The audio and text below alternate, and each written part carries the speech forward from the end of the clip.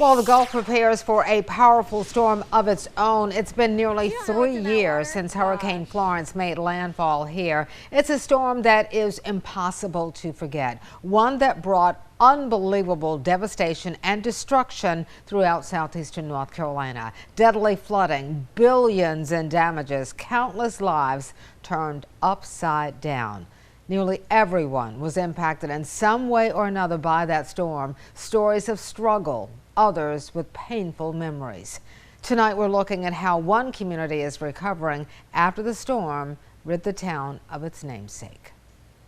WECT's Cassie Simmons is live at Boiling Spring Lakes in Brunswick County, where 30 inches of rain fell 3 years ago.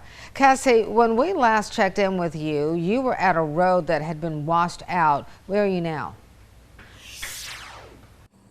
Well, Fran, you can actually still see that road behind me, but right now I'm standing in what's supposed to be the lake.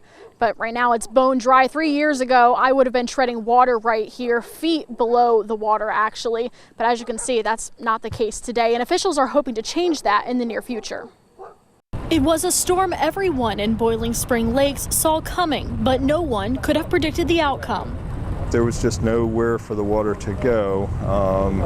Our dam system, being the age that it was, just succumbed to the amount of water that was trying to go through. The backyards of what were once lakefront properties now lead into an open field. Over the last 3 years, foliage has taken over the land, but those who saw the aftermath of Florence described the initial scene as a war zone. It wasn't just this area, but the entire city had flooding issues throughout. So it was a very difficult, scary time for our city, dangerous time for our citizens. As the community recovers, the goal is to be ready for the next storm. And County Commissioner Frank Williams has been working on preparedness ever since Florence. For me, it was probably the defining moment of my time as a commissioner. The lesson we learned from Florence was have things pre-positioned around the county. Because if the county is split into islands, you physically can't get supplies from one point to another. Williams is also the president of the State Association of County Commissioners, and he's taking the lessons he's learned here to implement a 100 Counties Prepared initiative to help commissioners across the state. That's what led to my presidential initiative with the association, is that we have the opportunity for those commissioners that want to learn how to do their job in this situation, that those resources are available to them.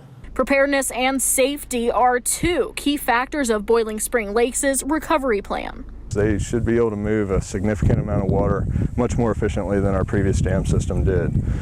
In addition, the city's taking steps to keep our ditches clean. More work needs to be done, but we have a stormwater master plan that we're working towards fulfilling those repairs that should be done to keep us safe and sound for the future. It could be years until the lake returns, but it's the work being done now that could save lives the next time a storm hits. And in the end, that's all that matters.